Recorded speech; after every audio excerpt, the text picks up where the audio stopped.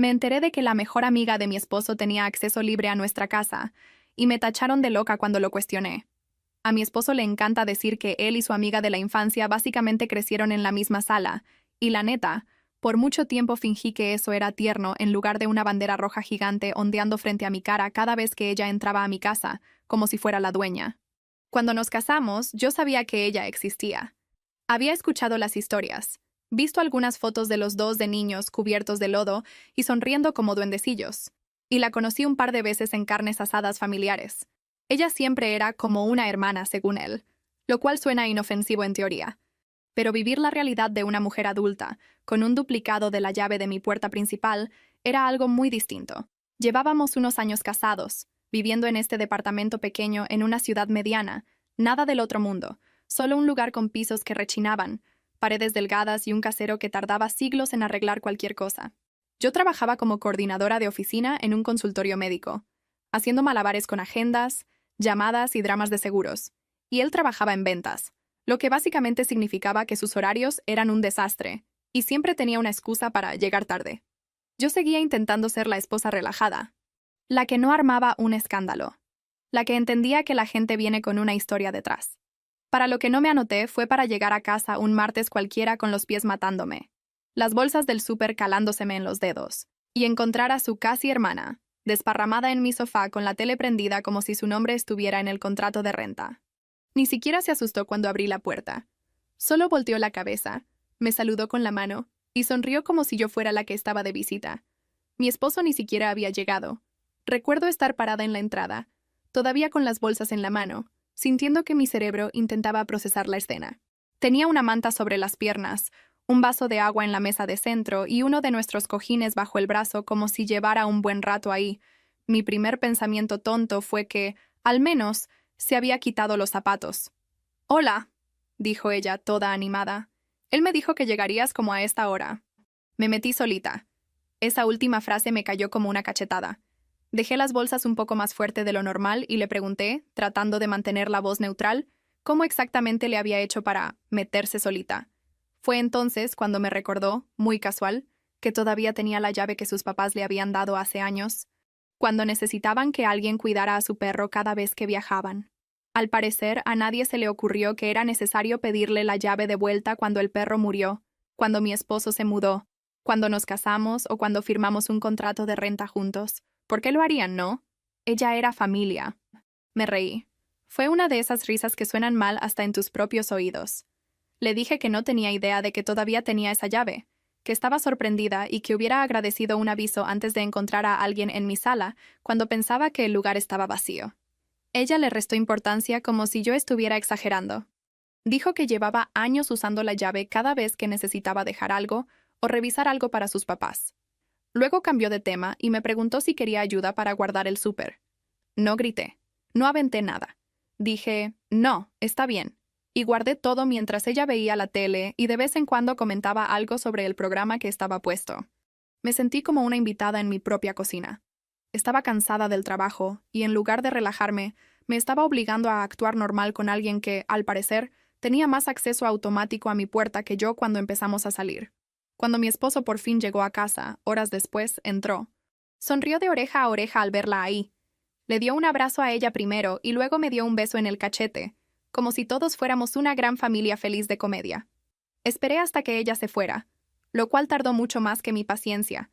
Y luego le pregunté, lo más tranquila que pude, si había alguna razón por la cual su amiga tenía una llave de nuestro departamento y podía entrar y salir como Pedro por su casa cuando él ni siquiera estaba. Él puso los ojos en blanco antes de que yo terminara la frase. «Estás haciendo un drama por nada», dijo, soltando su maleta junto a la puerta como siempre lo hacía. «Ella ha tenido esa llave desde siempre. Es como de la familia. Ayudaba a mis papás con todo. ¿Por qué te pones tan intensa con esto de repente?» De repente. Como si alguna vez hubiéramos tenido una conversación real sobre el tema. Le dije que yo no sabía que ella todavía tenía una llave, que no me sentía cómoda con ella estando sola en nuestra casa sin que ninguno de los dos estuviera, que se trataba de privacidad y límites básicos. Él suspiró.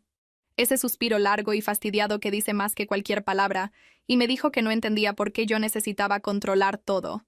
Según él, Yo estaba convirtiendo una lealtad de hermanos en algo sucio en mi cabeza. Al día siguiente me llamaron sus papás. No lo llamaron a él, me llamaron a mí. La voz de su mamá era dulce de esa manera que la gente usa cuando te van a decir que tú eres el problema. Dijo que se había enterado de que yo le había gritado a la amiga por solo ser acomedida y pasar el rato. Me recordó que esa mujer había sido parte de su familia desde siempre, que ayudó a criar a su hijo mientras ellos trabajaban, que sería cruel de repente excluirla o hacerla sentir mal recibida. Intenté explicar otra vez que no estaba tratando de prohibir la amistad, que solo quería límites como no entrar de sorpresa cuando estés sola en mi casa. Pero fue como hablarle a la pared. Su mamá me sugirió que debería relajarme y dejar de ver amenazas en todos lados. Cuando colgué me temblaban las manos. Me senté en la orilla de la cama y me di cuenta de algo que de verdad no quería admitir. Yo era minoría en mi propio matrimonio. Eran mi esposo, sus papás y esta amiga de un lado y yo del otro. Y cada vez que intentaba poner un límite, todos actuaban como si yo fuera la que estaba siendo irracional. Así que hice lo que mucha gente hace cuando está siendo manipulada lentamente por todo un sistema familiar. Empecé a dudar de mí misma. Luego traté de compensar siendo súper relajada. Me dije que tal vez estaba siendo demasiado sensible, que tal vez de verdad era inofensivo, que tal vez debería ampliar mis horizontes en lugar de obsesionarme con el pasado de él. Empecé a decir que sí más seguido cuando mis compañeros de trabajo me invitaban a salir, y me esforcé por construir mi propio círculo en lugar de orbitar alrededor del suyo. En el trabajo había un compañero que se sentaba en la misma oficina del fondo que yo, alguien con quien siempre me había llevado bien de esa manera educada y superficial. Era gracioso de una forma tranquila, nada ruidoso ni coqueto, simplemente era fácil platicar con él. Empezamos a comer juntos a veces, porque nuestros descansos coincidían, y todos los demás o comían en sus escritorios o salían en grupos gigantes. Empezó de forma simple, hablando de pacientes, pesadillas de agenda y de qué doctor estaba haciendo sufrir a todos esa semana. Después se convirtió en platicar sobre cómo crecimos, relaciones pasadas, planes de carrera. Nada romántico, nada físico, solo esa familiaridad lenta y cómoda que construyes cuando ves a alguien todos los días. Una tarde estábamos sentados en una mesita afuera de un lugar de sándwiches baratos, de esos con sillas de plástico y servilletas que salen volando si hay un mínimo de aire, y él le tomó una foto a su comida para una broma recurrente en nuestro chat grupal. Resultó que yo salía al fondo haciendo una cara graciosa. Él la subió a una red social con un texto sobre cómo los compañeros de trabajo se mantienen cuerdos entre ellos. Ni siquiera volví a pensar en eso. Mi esposo sí lo hizo. Esa noche sostuvo su celular con la foto en la pantalla como si fuera la prueba número 1 en un juicio del que yo no sabía que formaba parte. Tenía la cara tensa, la mandíbula apretada y la mirada dura. Me preguntó por qué andaba saliendo en citas, a mitad del día sin decirle. Me reí porque, neta, al principio pensé que estaba bromeando. Cuando me di cuenta de que hablaba totalmente en serio, la risa se me quitó rápido. Es el almuerzo, dije, bajando mi propio celular. Trabajamos juntos. Fuimos a comer. Eso es todo. Él no cedía. Lo llamó crear intimidad fuera del matrimonio. Dijo que se sentía irrespetado. Dijo que no podía creer que yo hiciera algo así y actuara como si fuera inofensivo. Sentí un arranque de coraje que me golpeó fuerte el pecho. Le pregunté si de verdad me estaba bromeando, considerando que su amiga tenía una llave de nuestra casa y podía caerle cuando quisiera, considerando las llamadas a altas horas de la noche y la forma en que siempre se sentaban demasiado cerca en el sofá, considerando el hecho de que a ella básicamente la habían tratado como la esposa, antes de que yo siquiera existiera. Él cambió de tono tan rápido que me dio un latigazo mental. De repente su voz era más calmada, casi fría. Dijo que esas situaciones eran completamente diferentes porque su amiga era como de la familia, y su relación era transparente y de muchos años. Llamó a lo que yo estaba haciendo secreto, aunque literalmente estaba publicado en Internet donde cualquiera podía verlo. Dijo que él nunca tenía que preocuparse de que la gente malinterpretara lo que tenía con su amiga, pero que mis almuerzos podían ser malinterpretados fácilmente. Golpeé la mesa con la mano, de lo cual no me siento orgullosa, pero estaba tan frustrada que apenas podía pensar con claridad. Le dije que estaba aplicando unas reglas para él y otras para mí, y que ya estaba harta de fingir que no me daba cuenta. Puso esa mirada distante que pone cuando está a punto de cortar la conversación.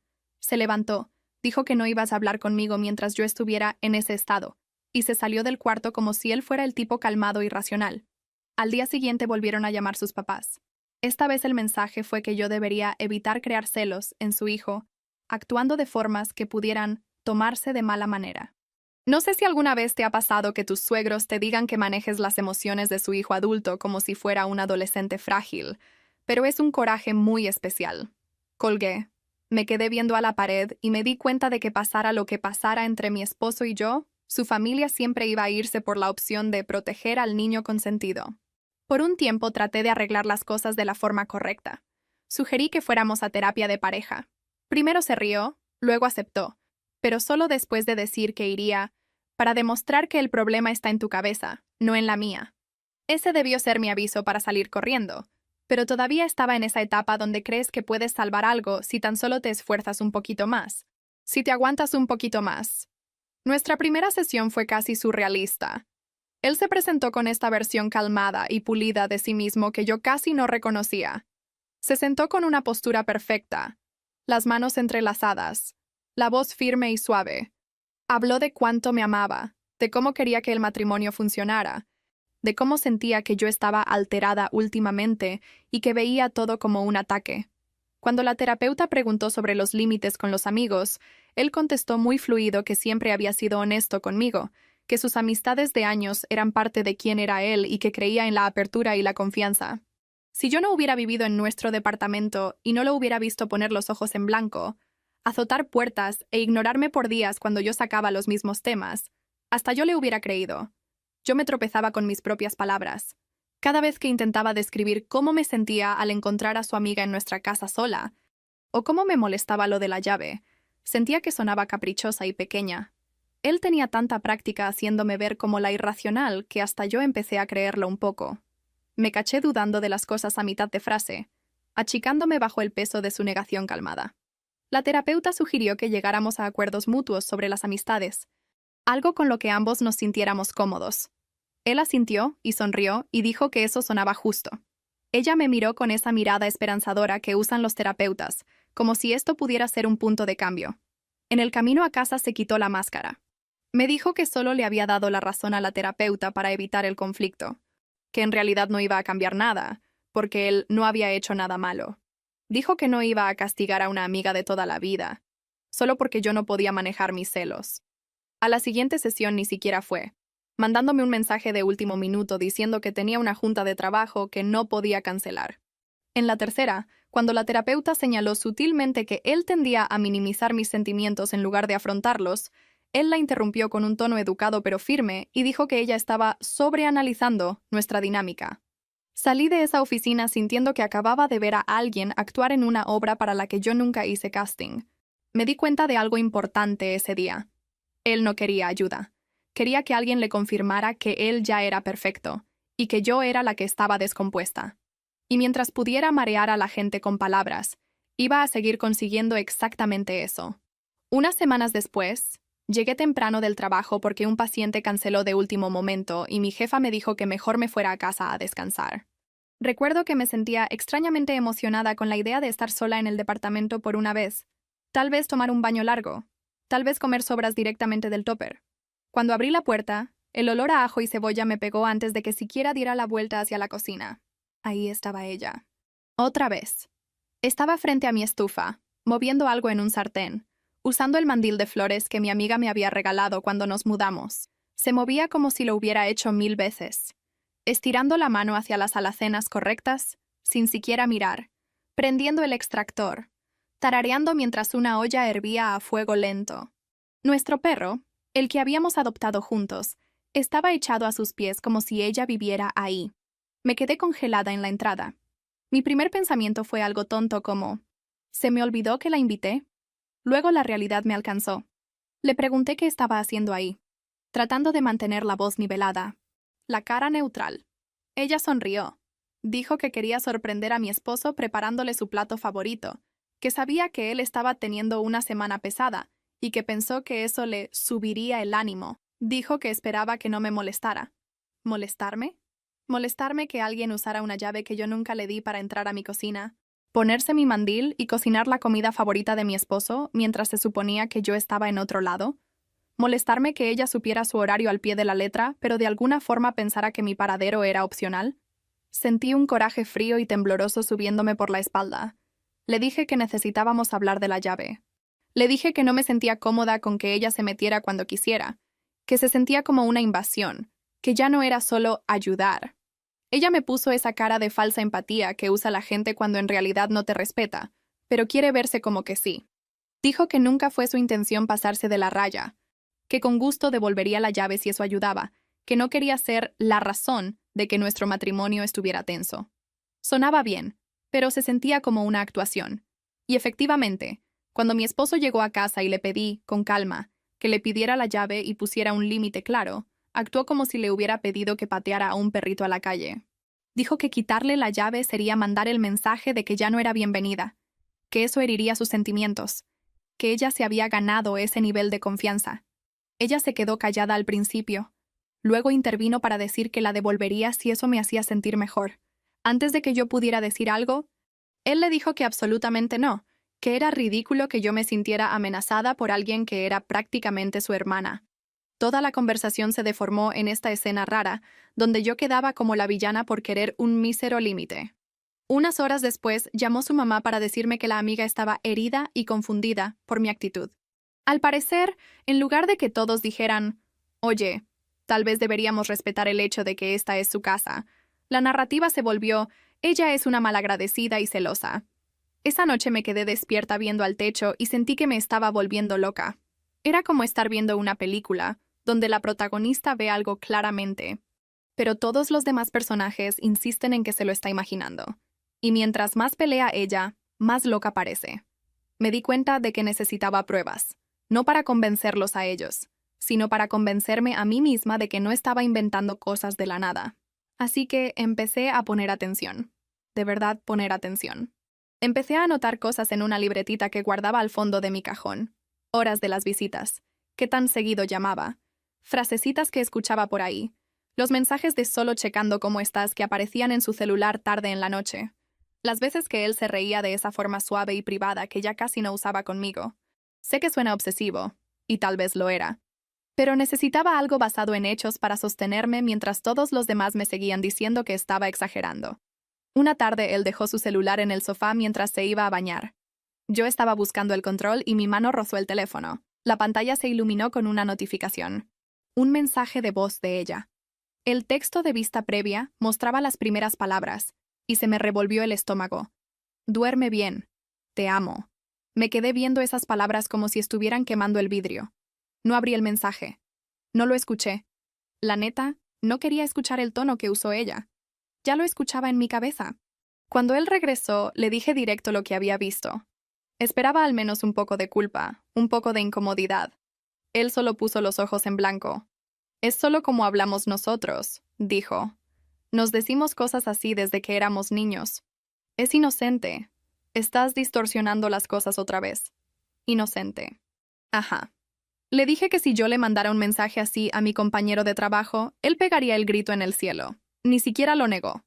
Dijo que eso era completamente diferente, porque su amiga era segura y parte de la familia, y un compañero de trabajo era un tipo cualquiera. Les juro, a veces pienso que él vivía en una realidad aparte donde las palabras tenían significados distintos dependiendo de quién las dijera.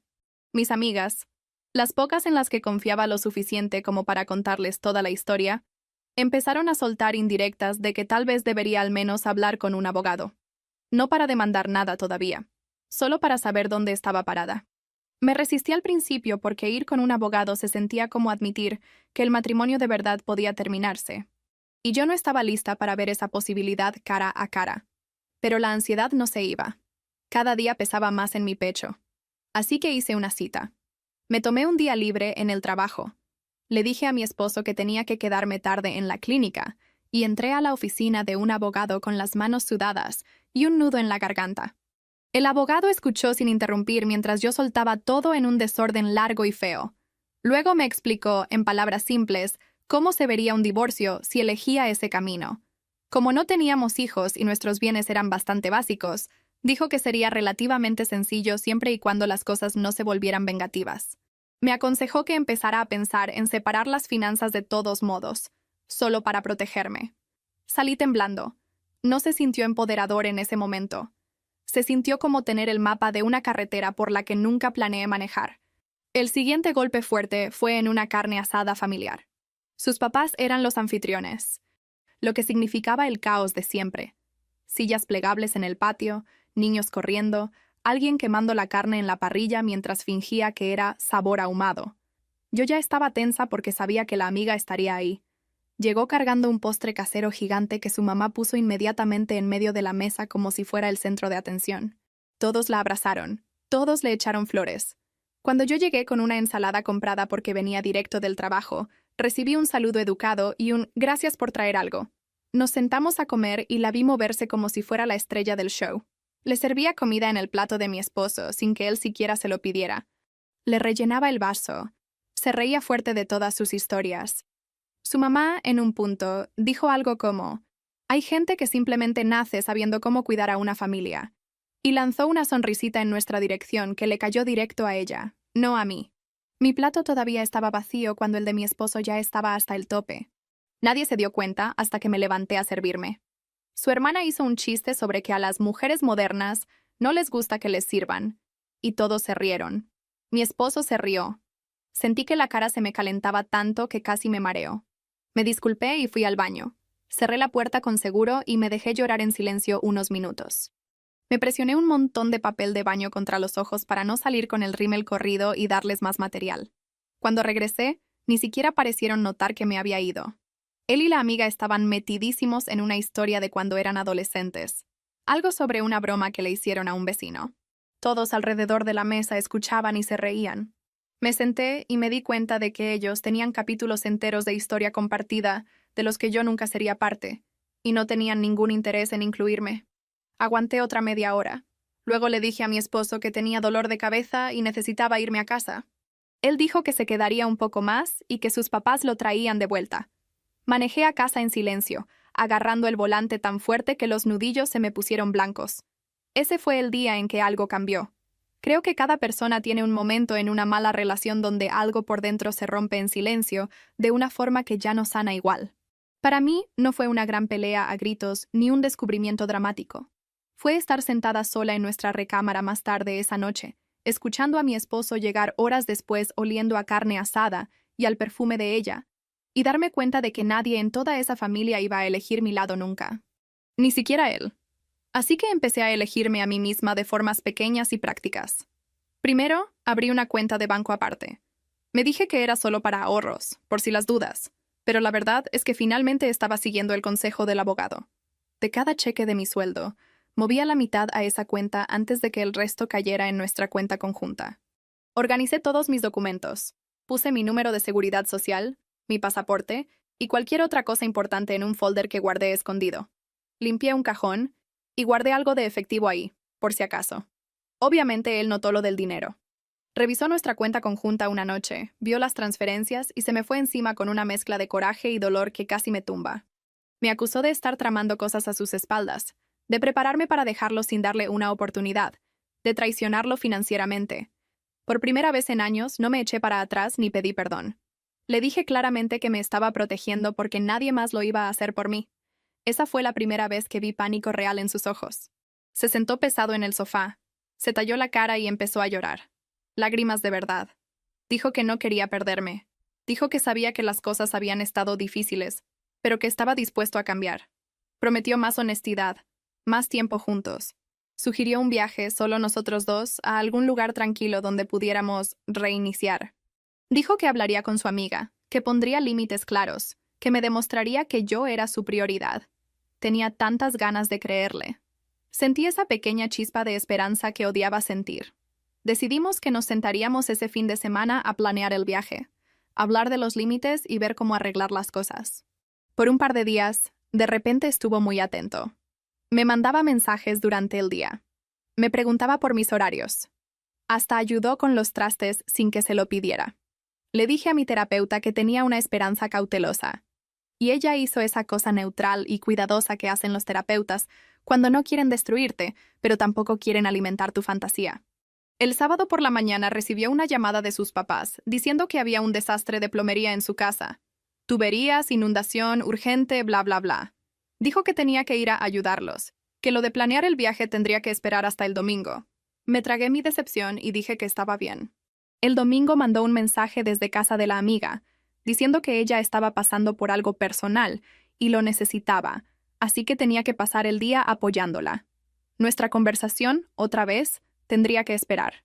El lunes por la mañana me desperté y me di cuenta de que él había hecho exactamente lo que siempre hacía. Usar la idea del cambio para evitar que yo me fuera, y luego volver a caer en el mismo patrón en el segundo en que eso requería esfuerzo. Llamé al abogado en mi hora de comida y le dije que quería seguir adelante. Cuando las cosas escalaron, fue de la forma más caótica posible. Él desapareció por 3 días sin decirme realmente dónde se estaba quedando. Contestó un par de mensajes con frases vagas de «necesito espacio para pensar». Yo estaba preocupada, enojada y extrañamente entumecida, todo al mismo tiempo. Al tercer día, entró al departamento con ella justo detrás de él. Yo estaba sentada en la mesa de la cocina con mi laptop abierta, pagando cuentas. Escuché la llave en la cerradura, la puerta abrirse, sus voces. Entraron como si lo hubieran ensayado. Él dijo que habían estado hablando de nuestro matrimonio, que ella se preocupaba por los dos, que querían tener una conversación constructiva juntos.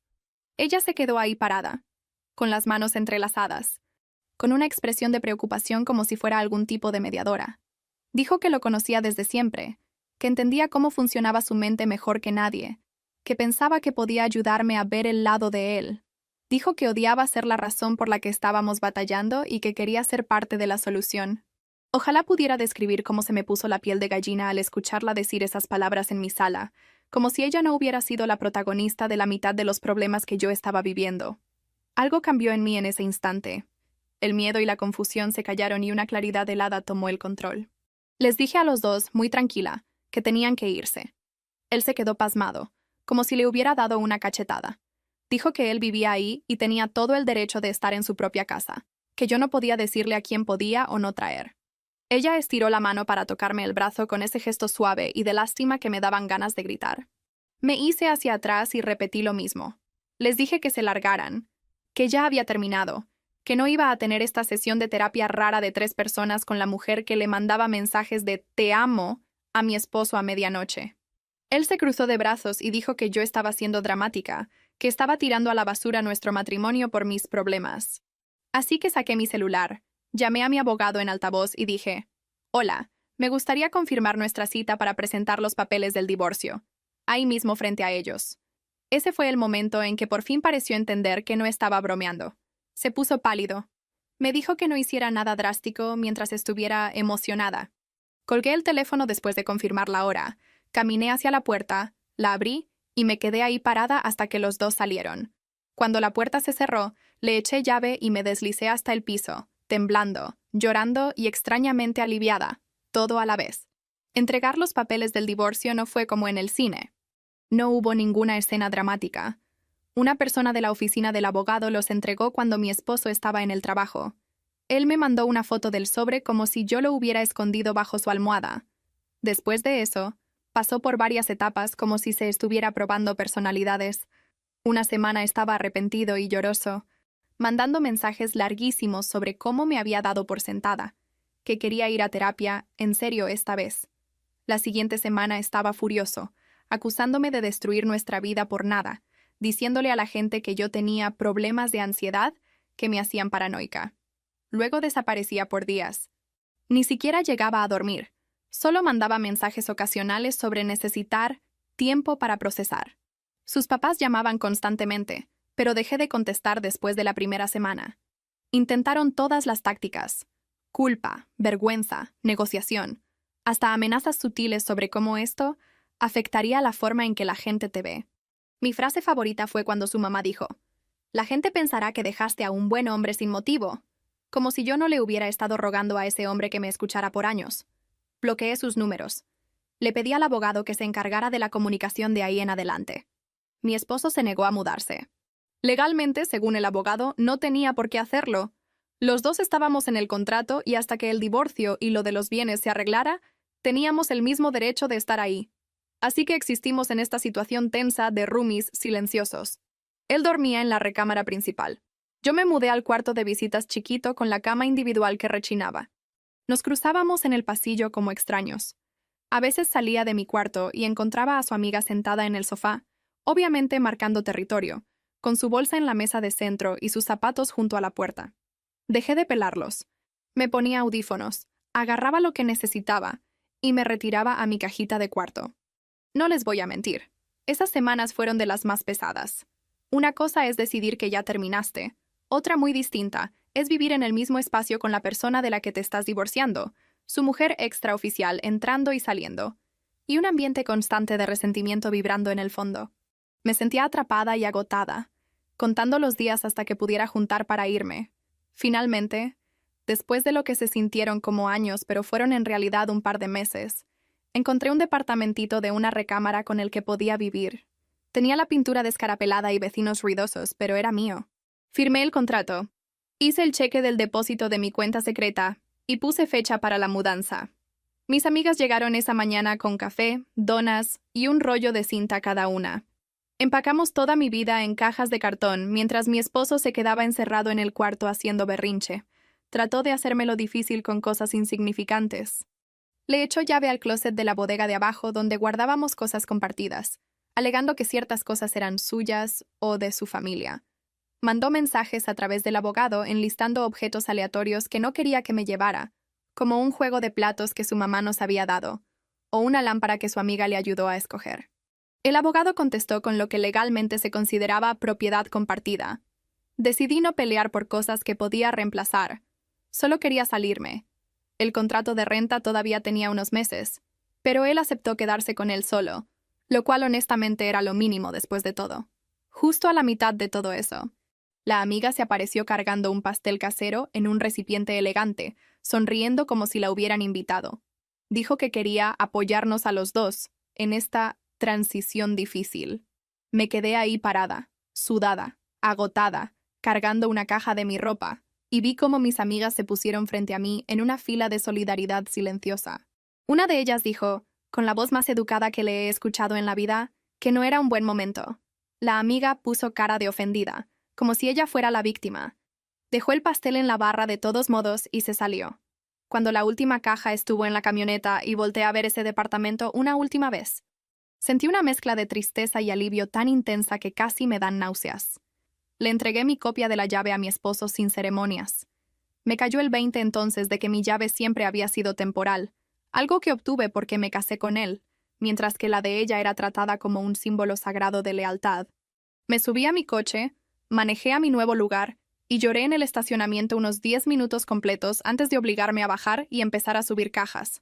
Esa primera noche en el nuevo departamento, mis amigas se quedaron, pedimos pizza barata y tomamos vino en tazas diferentes porque todavía no tenía muebles. Recuerdo sentirme más ligera aún rodeada de caos. No había pasos que tuviera que estar cuidando, ni llaves en la cerradura que me revolvieran el estómago. Poco a poco, construí una vida que no orbitaba alrededor de los humores de él. Armé rutinas.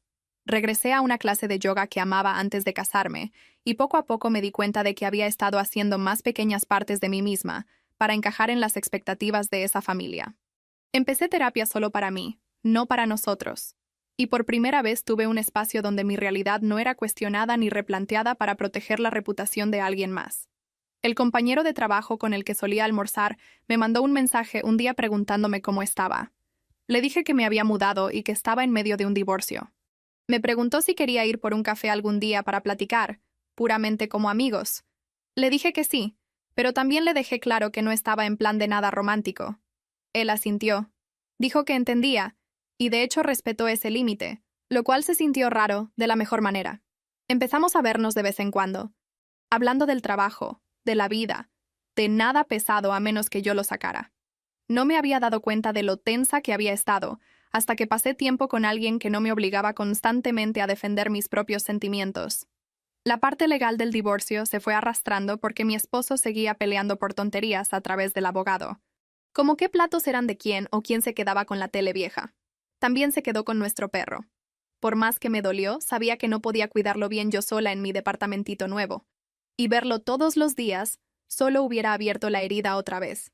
Era obvio que él usaba esos pleitos insignificantes como excusas para seguir en contacto, para evitar que ese cordón entre nosotros se rompiera por completo.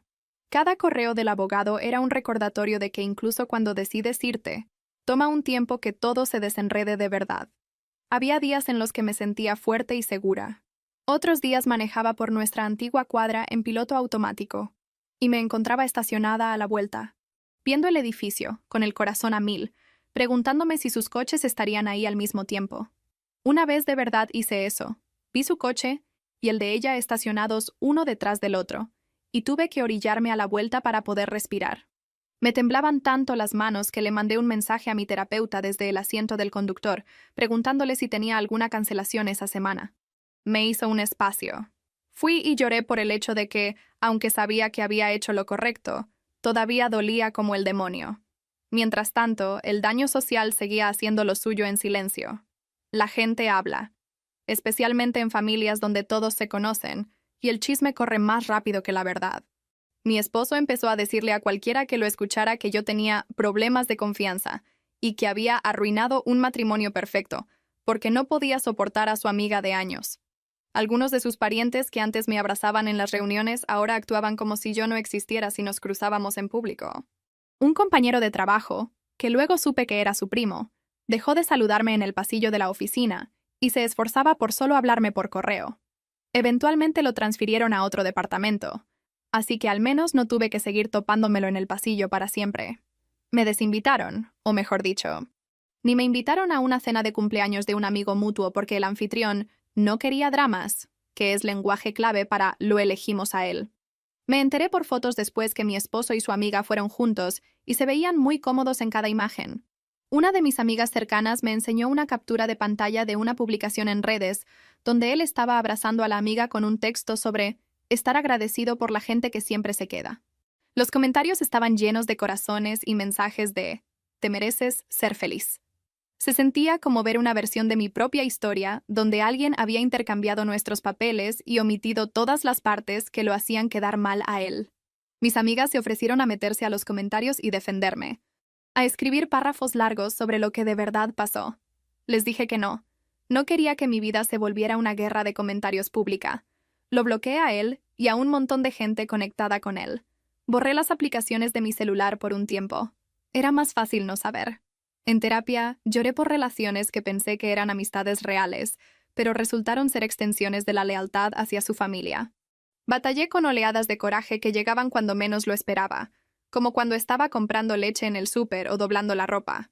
A veces estaba bien, y de pronto me sentía furiosa con todos. Con él, con sus papás, con ella, conmigo misma por quedarme tanto tiempo. La terapeuta me recordaba seguido que el enojo es parte de sanar, no una señal de que tomé la decisión equivocada. Como 6 meses después de que me mudé, los papeles del divorcio por fin estuvieron listos para firmar.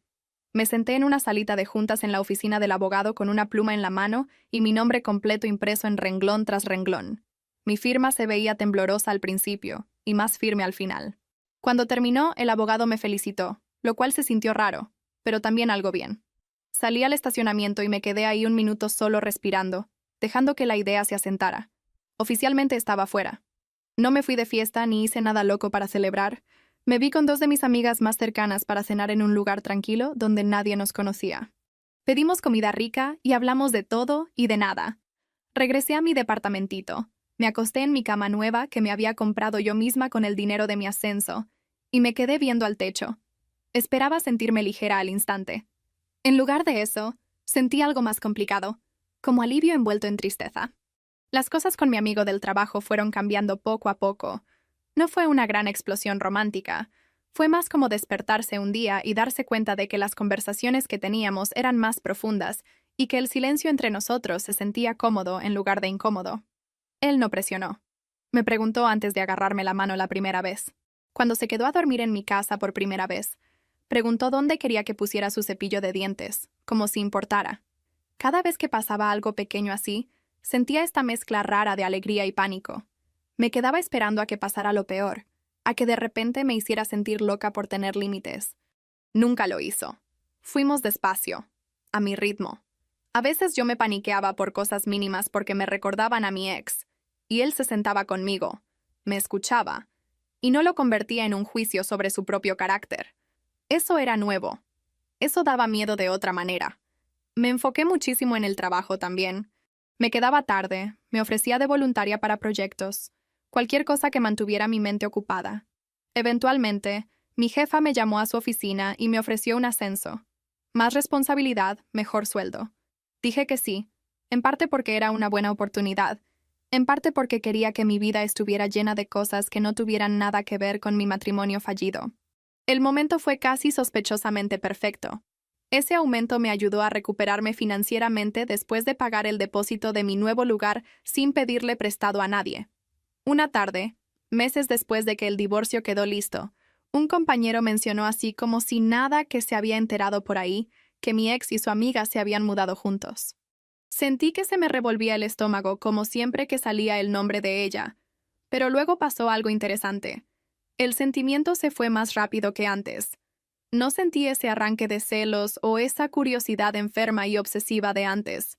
Fue más como escuchar noticias sobre un programa de tele que dejé de ver. Más tarde esa noche, sola en mi departamento, me senté en el sofá y esperé a que me pegara alguna reacción emocional fuerte. Nunca llegó. Solo un dolor sordo por la versión de mí que pensó que toda esa familia iba a ser su futuro para siempre. Casi un año después de que me mudé, estaba en el súper, dando vueltas por el pasillo de los lácteos tratando de acordarme si necesitaba yogur o no, cuando escuché que alguien decía mi nombre. Volteé y ahí estaba él, mi ex, parado a unos metros, cargando exactamente la misma marca de yogur que yo solía comprarnos a los dos. Se veía diferente, un poco más viejo, un poco cansado, con ojeras. Por un segundo, sentí que estaba de vuelta en nuestra cocina, escuchándolo minimizar mis sentimientos. Mi cuerpo recordó antes que mi cerebro. Sonrió, con esa sonrisa tentativa y medio torpe, y me saludó. Le devolví el saludo porque no soy un monstruo. Hicimos plática de nada por un minuto, como extraños que antes compartían la cama. Mencionó que muchas cosas habían cambiado para él, que había estado pensando mucho. Dijo que ahora entendía algunas cosas que antes no. No le pregunté qué cosas eran. No pedí perdón. No me confesé. Solo asentí educadamente y le dije que esperaba que se estuviera cuidando. Me preguntó si podíamos ir por un café algún día, que había cosas que quería decirme. Mi corazón dio ese tonto brinco de esperanza que siempre da cuando alguien que te lastimó de repente suena reflexivo. Lo pesqué y lo apagué. Le dije que estaba ocupada, y luego me alejé. En el estacionamiento, me senté en mi coche un minuto, con las manos en el volante, dejando que la adrenalina bajara. Me di cuenta de que lo que sentía no era miedo, ni ganas de volver, ni siquiera enojo. Era algo más parecido a la indiferencia con un toque de tristeza vieja. Unos días después, alguien que todavía seguía en contacto con los dos me contó bajita la mano que él y la amiga habían cortado. Al parecer, vivir juntos no salió como ninguno de los dos esperaba. Hubo pleitos, celos, todas las mismas cosas de las que yo traté de hablar por años, excepto que ahora no había una esposa celosa a quien echarle la culpa. Escuché, me encogí de hombros y cambié de tema. No me sentí reivindicada como pensé que pasaría. Solo me sentí cansada. Me enteré de que ella eventualmente se regresó a vivir con sus papás y se desapareció de las redes sociales. No reviso, y no pienso hacerlo.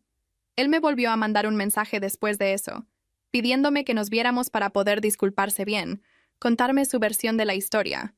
Encontrar un cierre. Dejé el mensaje en visto. Mejor lo llevé a terapia. Cuando mi terapeuta me preguntó si creía que escucharlo me ayudaría, me di cuenta de que la respuesta era no. Yo ya tenía mi cierre.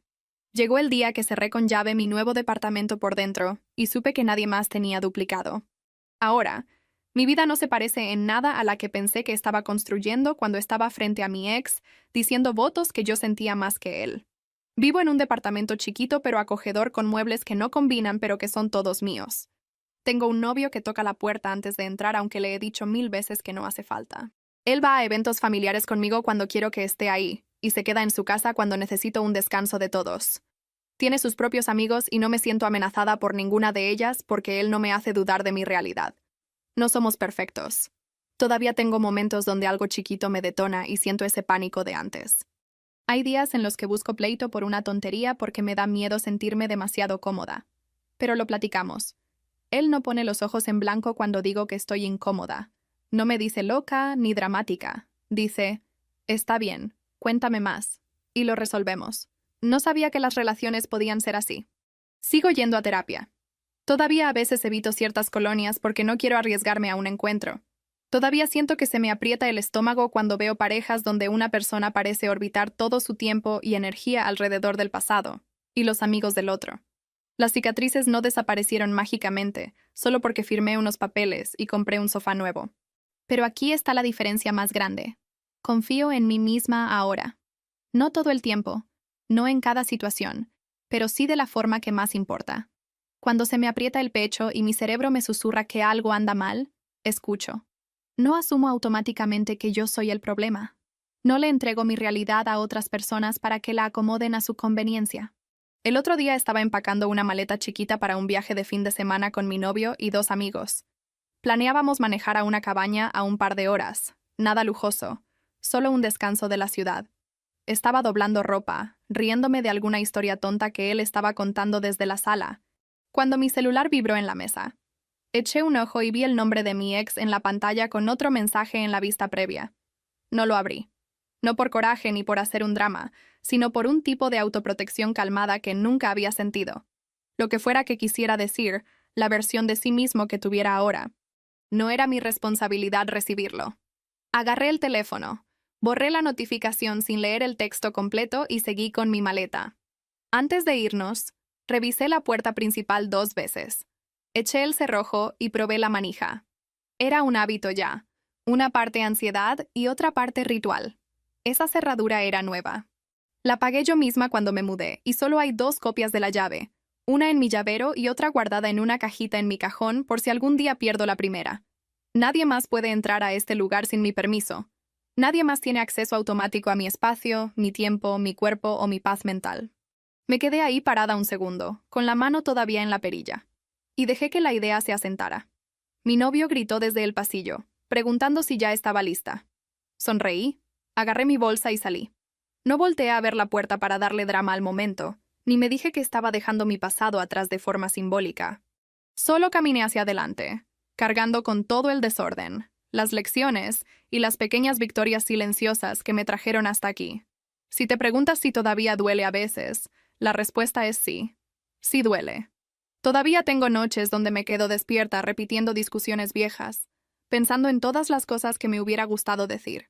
Todavía a veces me pregunto si hubiera sido más fácil quedarme y seguirme achicando en lugar de mandar mi vida a volar y empezar de cero. Pero luego miro a mi alrededor, a esta vida pequeña, imperfecta y honesta que tengo ahora, y sé exactamente por qué me fui. Nunca se trató solo de una llave o una amiga o unos mensajes tarde en la noche. Se trató de finalmente creer que mi versión de la realidad importaba lo suficiente como para salirme de una casa donde todos me decían que estaba mal. Se trató de elegir una vida donde no soy un extra en la historia de alguien más, sino la protagonista de la mía, incluso cuando me tropiezo y riego el tepache y no siempre sé qué estoy haciendo. Y para mí, eso es suficiente. No es un final de película donde todos de repente se dan cuenta de que estaban mal y piden perdón. Solo esto, mi propia puerta, mi propia llave y la decisión silenciosa y terca de confiar en mí misma cuando algo se siente mal, aunque yo sea la única persona en el cuarto que lo vea. Ojalá pudiera decirte que hubo un momento claro donde de repente me convertí en esta mujer fuerte y segura que sabía exactamente lo que merecía, y nunca volvió a dudar, pero sería mentira. Lo que pasó en realidad fue mucho más caótico que eso, y honestamente, creo que esa es la parte de la que nadie habla cuando dicen cosas como «solo vete» o «te mereces algo mejor». Irse no es una gran decisión dramática seguida de un borrón y cuenta nueva. Son 1000 decisiones pequeñas, donde tienes que seguir eligiéndote a ti misma incluso cuando estás cansada de pelear por ti. Hubo fines de semana, especialmente en esos primeros meses sola, donde me sentía tan solitaria que caminaba por mi departamento solo para escuchar mis pasos. Veía a parejas en el súper peleando por qué cereal comprar, y sentía una mezcla rara de alivio y envidia. Alivio de que ya no me estaba tragando el resentimiento en silencio en un pasillo. Envidia de que ellos todavía tenían a alguien con quien discutir mientras yo me iba a casa a cenar frente al fregadero. Hubo noches donde casi le escribo a mi ex. No porque lo quisiera de vuelta, sino porque él seguía siendo la persona que conocía todas mis preferencias tontas y mis chistes internos.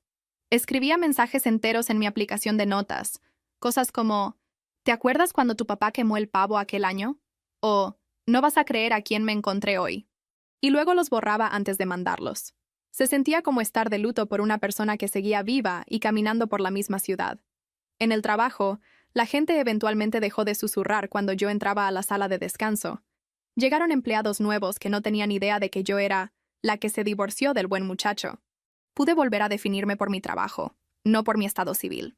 Algunos días eso se sentía como un progreso. Otros días me cachaba contándoles de más a mis compañeros, porque tenía miedo de que ellos llenaran los huecos con cualquier historia que hubieran escuchado del lado de él. Me aterraba que me vieran como alguien inestable o dramática, así que me apresuraba a controlar la narrativa, para luego irme a casa sintiéndome expuesta y vulnerable. Mi terapeuta tuvo que recordarme más de una vez que mi valor no dependía de qué tan convincente pudiera defender mis decisiones ante gente que nunca estuvo en mi sala cuando pasaron los peores momentos. Dijo algo que se me quedó grabado. Te fuiste porque fue lo suficientemente malo para ti. Esa es la única medida que importa. Escribí eso en un post-it y lo pegué adentro de la puerta de mi closet para verlo en las mañanas al vestirme. Construir algo real con mi novio tomó tiempo, y yo me la pasaba esperando a que se cansara de lo precavida que era yo. Estaba acostumbrada a adaptarme a la gente, a suavizar las cosas, a tratar de no ser demasiado.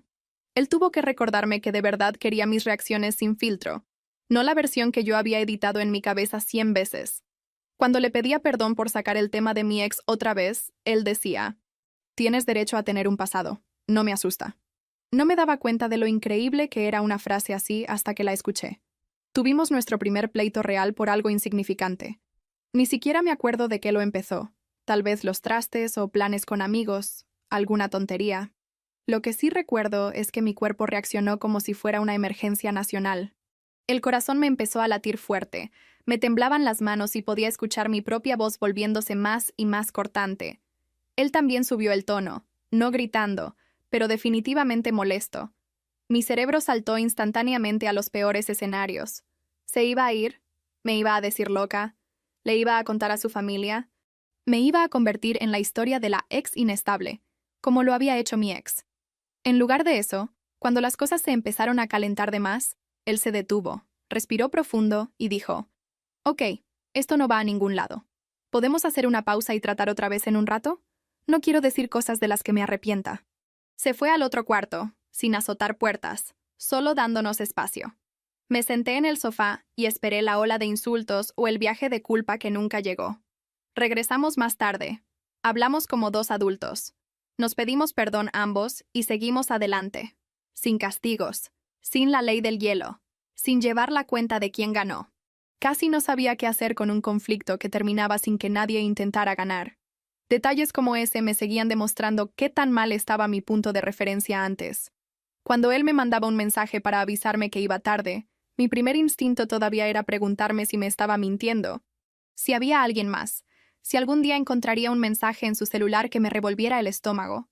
Tuve que decirle que yo necesitaba consistencia más que grandes gestos, y él se lo tomó en serio. Me decía dónde estaba no para reportarse como un niño, sino porque entendía que la transparencia ya no era opcional para mí. También hubo momentos con mi propia familia donde tuve que volver a aprender sobre los límites. A ellos les caía bien mi ex. Era encantador en esos ratos cortos que las familias llegan a ver. Cuando les dije por primera vez que me iba, me hicieron muchas preguntas que sonaban sospechosamente a las que su familia me había lanzado. ¿Estaba segura? ¿No estaba exagerando? ¿Me esforcé lo suficiente? Me dolió. Tuve que decir en voz alta más de una vez: no tienen que entenderlo completamente para apoyarme. Yo soy la que vivía ahí, no ustedes.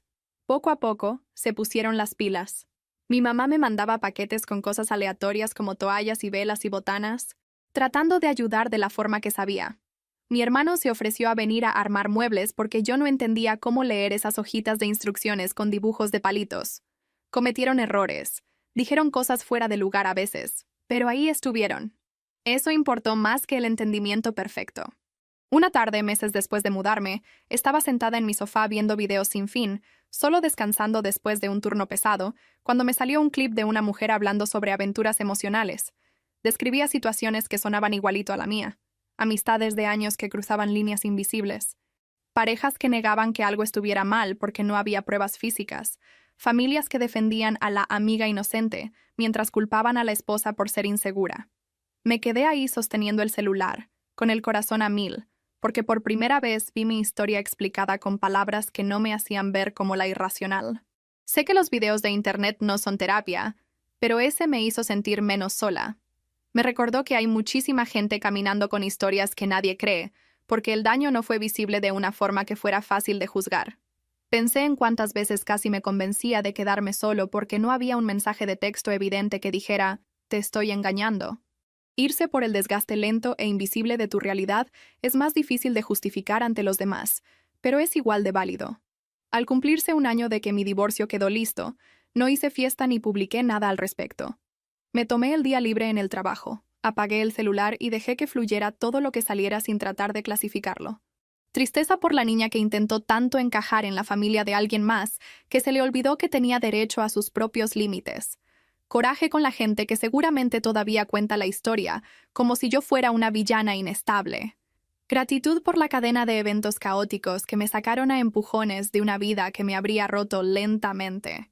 Esa noche mi novio vino con comida para llevar y un panqué con una velita clavada en medio. Lo puso frente a mí y me dijo, «Feliz Día de la Libertad». Fue cursi y tierno, y me hizo llorar mucho más de lo que una sola velita debería.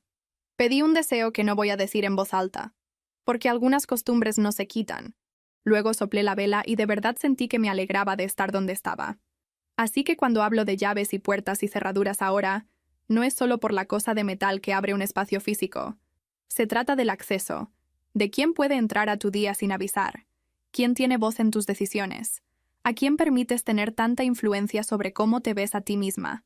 En ese entonces, demasiada gente tenía llaves de mi vida que yo repartí porque me daba miedo que me vieran como fría o malagradecida o difícil. Hoy en día, mi círculo es más chico. Tengo menos paciencia para la gente que ignora mi incomodidad diciendo que soy demasiado sensible. No ando detrás de nadie que actúe como si darme el respeto más básico fuera un gran favor que me están haciendo. No soy perfecta en esto. Todavía sobreanalizo los mensajes. Todavía a veces pido perdón por cosas que no fueron mi culpa, solo porque odio la atención. Pero ahora me cacho más rápido. Me pregunto, espérame, ¿de verdad creo eso? ¿O estoy cayendo otra vez en lo mismo? Si me vieras en el súper hoy, comparando precios y quejándome en mi mente de cómo todo sigue subiendo, no tendrías idea de cuántas batallas peleé solo para ser esta mujer aburrida, escogiendo salsa para pasta. No verías las noches que me senté en el piso de un baño preguntándome si estaba perdiendo la cabeza, porque todos a mi alrededor insistían en que su versión de los hechos era la única que tenía sentido. No verías la libretita llena de fechas, horas y frases que escribí solo para asegurarme de que no me estaba imaginando los patrones. Por fuera, solo parecería una vida común y corriente. Y la neta, hay algo hermoso en ese tipo de normalidad después del caos. Ya no necesito que mi historia suene impresionante o dramática para nadie. No necesito que la gente se sorprenda y tome bandos. Solo necesito que mi propia voz sea la que yo crea cuando algo se siente mal. Ese es el verdadero final feliz para mí. No recuperar al tipo. No ganar alguna discusión pública. Solo saber en silencio que si alguna vez vuelvo a entrar a mi sala y veo a alguien sentado ahí que me revuelve el estómago, no voy a pasarme años explicando por qué me molesta. Simplemente agarraré mi propia llave, abriré mi propia puerta en otro lado y me iré.